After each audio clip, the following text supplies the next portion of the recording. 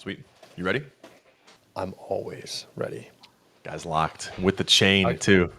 Yeah, dude. With this chain, born ready.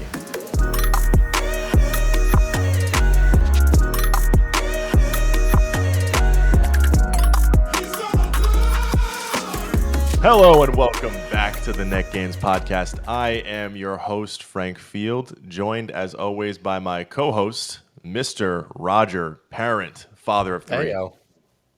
What's going on, Roger? Doing good, man. Doing good, man. How are It's you? been a while. It's been a while. Full week. We haven't talked. Didn't do any outline prep. You said, no, we're just going to jump into it. So here we are talking about morning routine.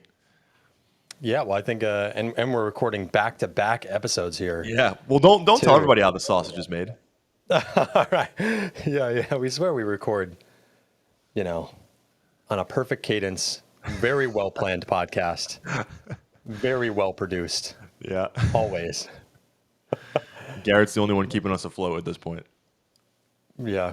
Garrett's got the hose and where there's the garbage truck on fire. Yeah.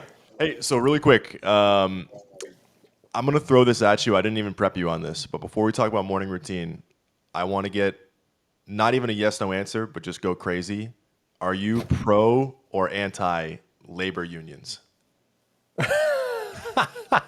What? He's going to throw that out there? Yeah. NPR was a big focus on labor unions this morning, so I'm going to ask my guy over here. What do you think? The libertarian in the room. Where are we at? Yeah.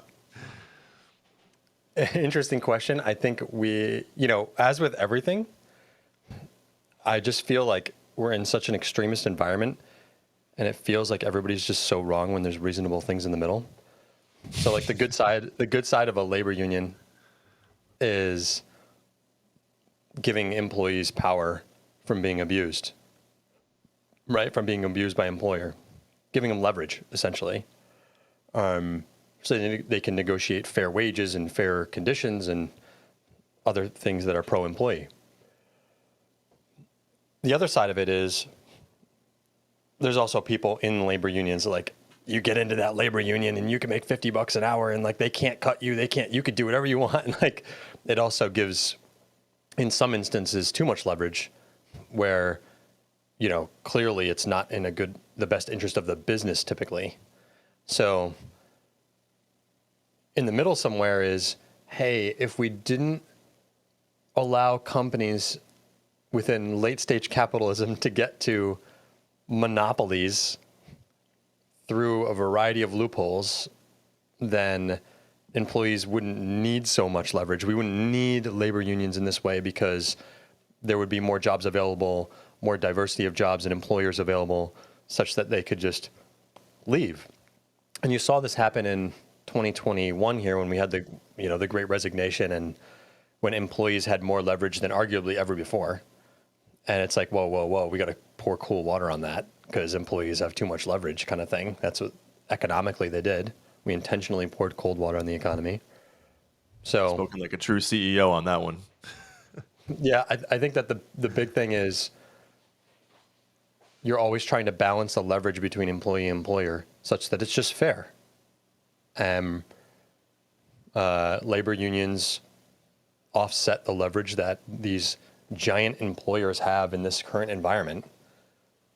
And so there's good sides to them. But I don't feel they should need that leverage if we solve some of the fundamental problems with these employers sort of amassing so much power that they just can control so much. Yeah, it's funny because it's changed so much over the last 100 years. But if you really like any like common rhetoric on labor unions is that they're bad. They're like bad for companies, bad for business, bad for the economy.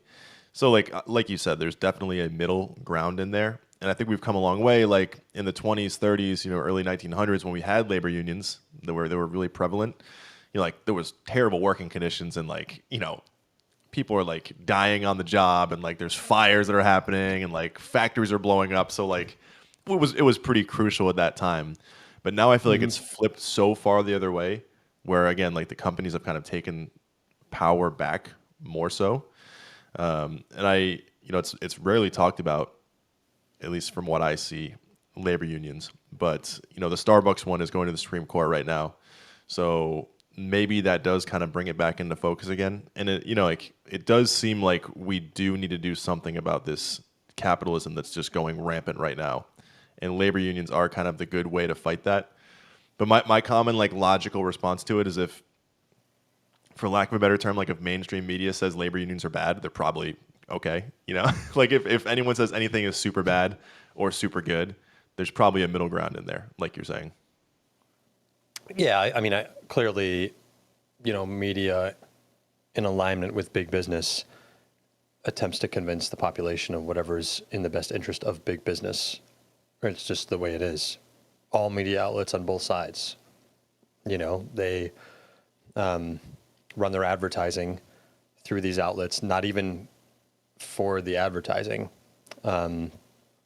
It's just so that they can increase leverage over the publisher, so they can then get them to get through the narratives that sway public opinion such that they can get their drug approved or get their insurance price money, increased or whatever it may be, right? It's like, it's all positioning. These giant corporations have like lobbying departments, like openly called the lobbying team. It's Yeah. like, Side it's just note, a interrupt you massive for a system. second. We should get this pod to the point where we have special interests coming after us. That'd be great. That'd be really nice. Yeah. Yeah. That'd be wonderful. Yeah. Okay. Yeah. Cool. So, I don't know. There's a middle ground in there somewhere. And, but we're not going to find it. Nobody wants to find it. Maybe someday. Well, we can find. We can find some ways to optimize our morning routine. How about that segue? Yes. We can Professional, find that.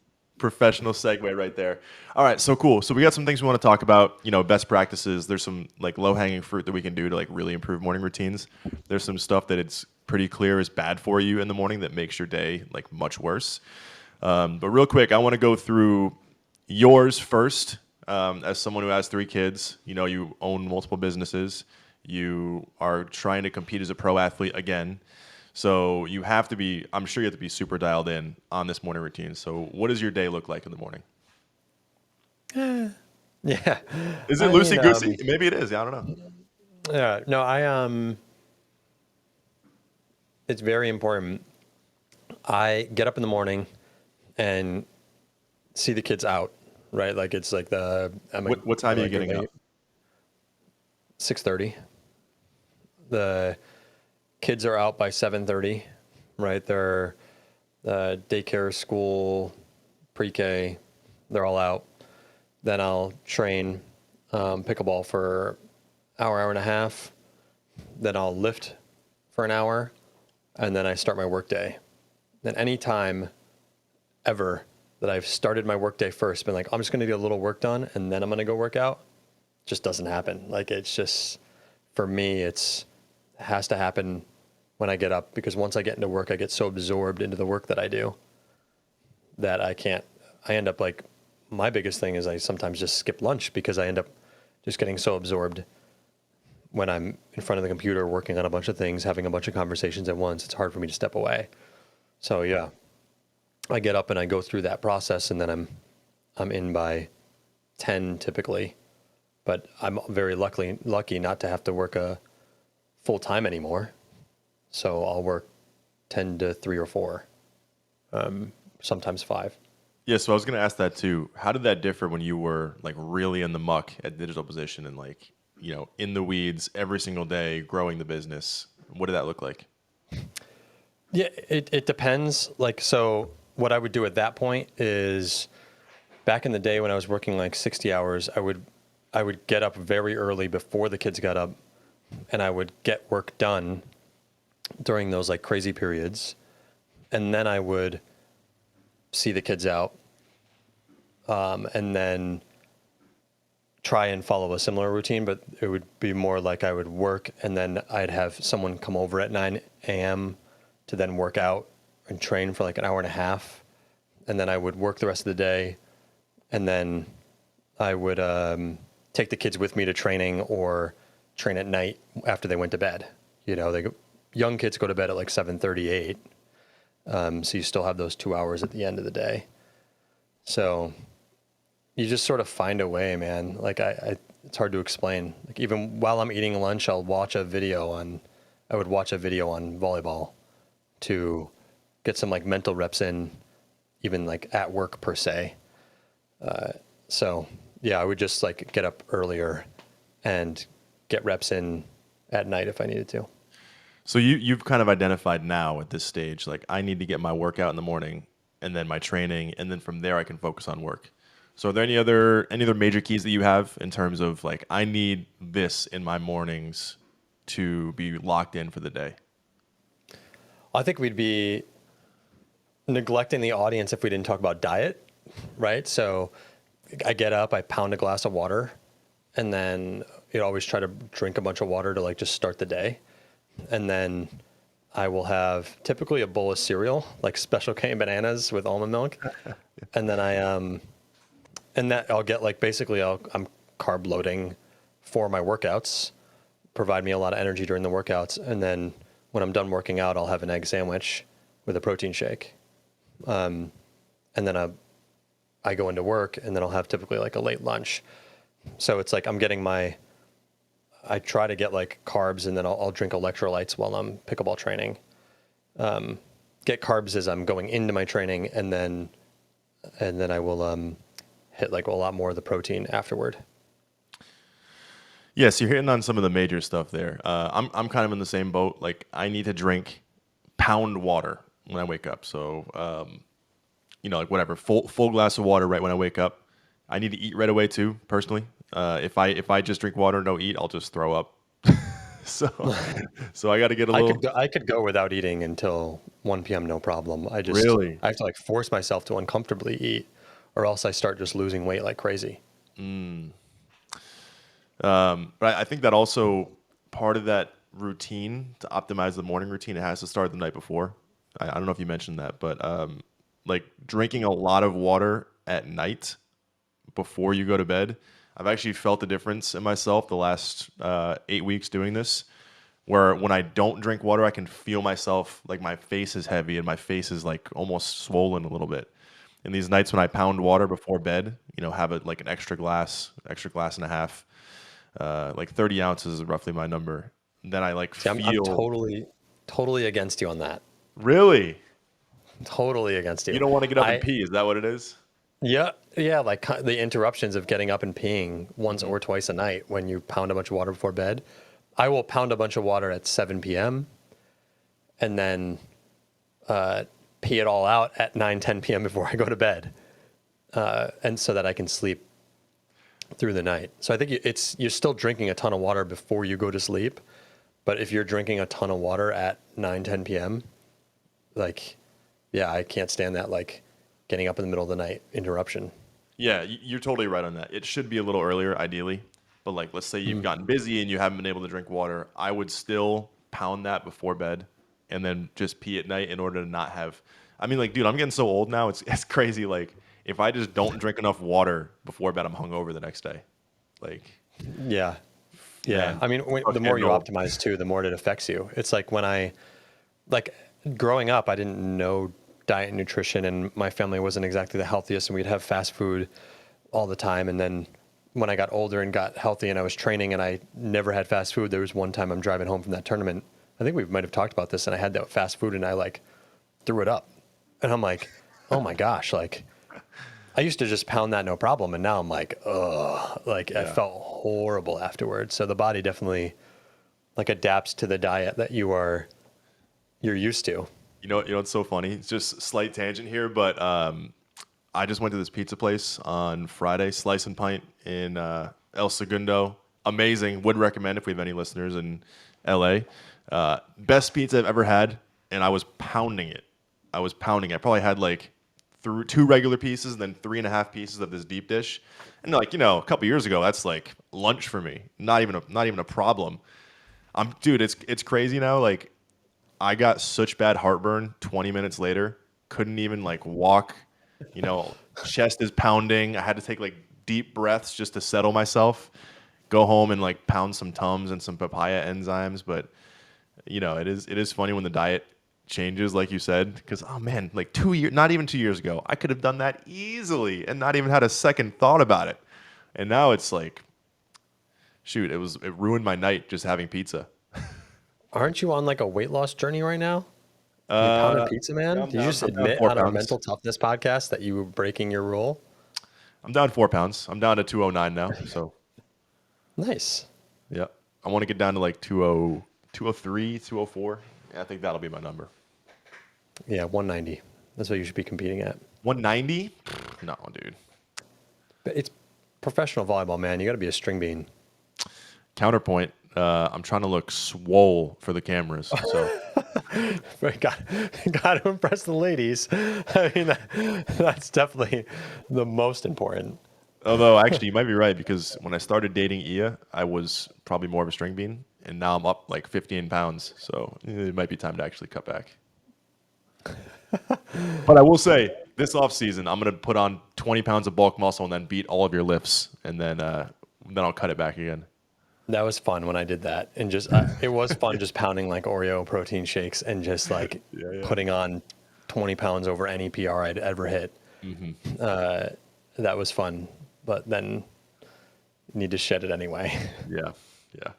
All right, cool. So let's kind of wrap up here. So I guess not wrap up, but Well, I would say, what are the benefits of routine in general, right? yeah. Like, why do we want a routine versus just like trying to make sure you just check off the gym box every day? Why do we want to go to the gym at 8 a.m. every day? Well, let me share some of mine first, because I do a lot of trial and error on the morning routine, and I've kind of figured out what I need. For me, it's like I need a little decompression space in the morning, so I can't just go right to work like you said. I've tried that, and the day doesn't pan out the right way. I can do a morning workout, but really for me, it's I need to get outside and take a walk. Like if I go for a 5-10 minute walk in the morning, get some fresh air in my lungs, kind of just wake up naturally with the light and think about what my day needs to be. Like for me, that is my number one thing that I need to do to be ready for the day.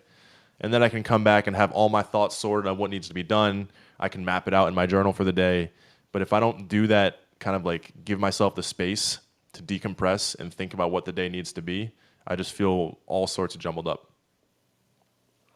That's interesting. Yeah, I would think it's everyone has their own sort of things that make them feel at peace heading into strain, like strenuous environments.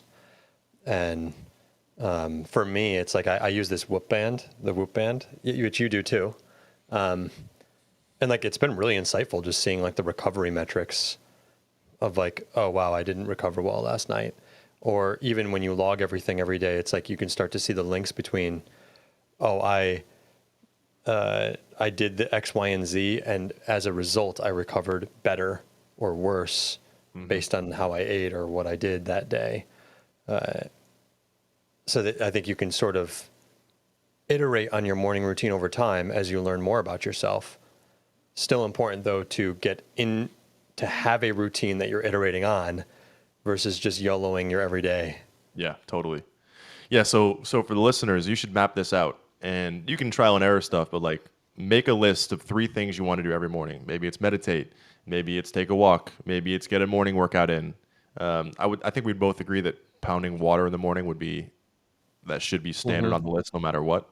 But maybe 3 bonus activities, whether that's like I said, meditating, getting outside, something like that, just to see if your day flows smoother after doing these things. Yeah. I mean, we're creatures of habit, right? And what we're trying to identify, I mean, the whole point of this podcast is to develop mental habits, right? So Look I at think this the guy point is adjusting like, the chain. we're trying to develop habits in general that become second nature. You don't even think about them. You get up, and if you miss your workout, you crave it, right? And that's the biggest problem that I find in health and fitness, and even I've seen it in my own family and friends is like we're gonna start this, and they do this for 2 or 3 months, they hit like a weight loss goal. I'm going to lose 10 pounds. They hit that goal. And then like 6 months later, I'm like, hey, where's your weight at? And it's like, they just gained it right back. And it's just like this constant up and down and up and down of not being able to control it, because it's not a lifestyle of habit, right? And it's like when I have bad food, I feel horrible about myself. When I miss my training, I feel horrible. It's like it's a part of me that I refuse to give up because I feel horrible without it. And so if you can get into a habit of having a consistent routine, well, hey, it becomes easier to stick to it even if you miss a day or two. You're going to feel bad. Like it's actually like it becomes hard to operate without it. Yeah, and I think the other side of that too is if you feel bad on one of these days that you mentioned, like what did you do in the morning to set your day off? Did you go on social media first thing in the morning? Because that is super toxic for the brain. I know you're not really on social media, but like for me, there's a direct correlation between the days that I will just like scroll in the morning, and I really never do it anymore. But the days that I would scroll, oh my God, it's like you lose 2 hours in your morning just not being focused. Yeah, I have the only thing that I try to look at in the morning with social media is those like motivational, like it's like AC/DC music with like the guy, Good. just the AI voice, like just calling you an idiot and yelling at you to like start your day. And like it's just like riles me up, gets me excited. Yeah, I love that. A couple of the bad habit things too. I think snoozing the alarm can be dangerous. Like if you just lose 30, 40 minutes on your morning by snoozing an alarm, uh, it's like it sets back the whole day. You're late. You might be able not to take your morning walk. You might not be able to get your workout in, and then you rush into work, and shoot, that gets so difficult if you do that on repeat. Like it's almost better just to force yourself to get up and then take a nap later if you need to. But starting your morning routine on time is like A1 for having a successful day. Yeah, I have been trying to adopt this rule even when I get up like early to play pickleball on Saturdays or whatever, of like I'm allowing myself one snooze, because I just feel like I need the ability to just come to for a minute. You know, like it's okay, like just give myself that one snooze, but it's one snooze only. And it's also different because I don't want to like wake Jen up. Yeah, I don't wake my wife up by snoozing over and over and over early in the morning too. So I have a little bit of that like guilt if I do that. But yeah, I allow myself one now, and that's just worked for me. Do you use the siren alarm? Do you know what I'm talking about? No, I use like a cascading, it Okay. goes from quiet up to whatever, just a stereotypical ring. Me too. But in the times just traveling for volleyball, I'm sure you've whatever like been in rooms with people who use those mother effing. Bam, bam, bam, bam. Yeah. Oh my God, dude! What like a terrible way to wake up in the morning. I can't believe people do that. Yeah, that is horrible. And we talk about creating a horrible relationship with waking up in general, right? It's like Yeah. Oh, totally. traumatizing yourself awake every morning. But if you do have a routine, you can actually get up, you can actually train your body to just not even need the alarm. Like half the days I just don't even, I mean, I don't even really even use an alarm anymore. Except on Saturdays when I get up earlier than my normal time, because otherwise my body just wakes myself up. You know, if I needed to get up at a certain time, I would like keep the alarm there, but like, you know, I'm able to just, if my body's 5 minutes later or 5 minutes sooner, it's fine. I'm getting up around that time. One other major key that I have too, making your bed. I don't know if you're a bed maker in the morning, but there's just something really great about starting your day with a super easy task that takes whatever, like 30 seconds, 45 seconds. Make the bed, and it just is starting your day properly with something efficient done. I love that. I've heard that people get a rise out of that or whatever. Like I throw my bed together when I wake up. Like it's whatever. I don't like, press out the sheets to make it all beautiful, but like I throw it back together and then I walk out of the room. I've never felt like, ooh, like I feel better now. But I think it's all like mentally, like try it, see if it works for you. But you don't like if you walk back into your bedroom at some point during the day and see an unmade bed, not like 2% of you is like, ah man. No, my thing is like the picked upness of like toys and clothes on the floor and things like that. Like I want to be able to walk around the house with it picked up, and I want to feel like I don't have an excess of stuff. Like if I open up a cabinet and it's just like I can't even find things or whatever because we have too much stuff. Like I definitely would rather feel that my house is more minimalist in terms of the amount of stuff we have. That makes me feel at peace. So if the bed is made or unmade, or the counter's even like clean or dirty somewhat, or the windows are clean or dirty, that doesn't really bother me for whatever reason. But gosh, if there's toys all over the floor and I'm tripping over them, or I'm walking around and I'm like, I can't walk through my own freaking house, that bothers me for sure. What about dishes in the sink? Yeah, I would say if it gets to the point, I mean, after dinner, with the children, everybody helps, everybody contributes. We all clean after dinner. So we start every new day with a nice clean kitchen. Yeah, I love And that one. we run the dishwasher every night. And so it's not really a big problem, but I think that process was born out of like waking up and not having a spoon because they're all dirty. Like I think dishes are okay when they're not affecting your ability. Like if you have to wash a dish in order to eat, that's when it's like gets really annoying. I saw this. It was like a Japanese proverb. I can't exactly remember where it came from, but it was something about the sink is like a sacred area for that culture, and so it's like you're disrespecting your kitchen if you have a dirty sink. I like that idea of like respecting your environment and having it clean, so it's less stressful for you. Yeah. Love that. Okay, cool. So let's wrap up here. Really, one thing I want to touch on first before we finish up is a morning routine. There's kind of two parts to it. It's the stuff you do in the morning, and then it's the stuff that you do the night before too. So like drinking water is big. If you need to plan your day at night instead of the morning, do that. But doing some of these winning habits at night can prep you for a really good morning. And then sticking to what you know is good for you and staying away from what is bad for you in the morning, that's going to help your day go so much smoother. Yeah, I mean, even as simple as like if you don't get to bed on time, it's going to be freaking hard to wake up. Yeah, totally. Like in the most simplistic form. I've got a quote. Did you bring a quote? No, go for it. See, I told you I'm prepared. Ready? Did you? Well, I saw you typing a minute ago. So did you just look it up? No, Yeah, I saw it. I did. You caught me, man. Come on. I saw it. I assumed it was like a Slack going to me, like, dude, let's speed this shit up, or like, I don't know. All right, Yeah, go there's ahead. a couple good ones here. I'll just pick this one. Your morning routine generates a 10x return for good or for bad. Make it good. By Todd Stoker. I love that one because it's true, right? It really is like setting the foundation of your day. And if you screw up the foundation, it can screw up the next 10 hours of your day. And then you lose a day. And when we're talking about like getting 1% better every day you lose is a loss. Yep. Awesome, man. Cool. Good talk. Sounds good. Totally not record another episode right now. Yeah, I'll see you in a week for our next episode. Definitely. All right. Thanks, everybody, for listening. Hopefully you learned something. Look at your morning routine. See if you can make it a little better. 10x the rest of your day, according to Todd. What's his name? And Stoker.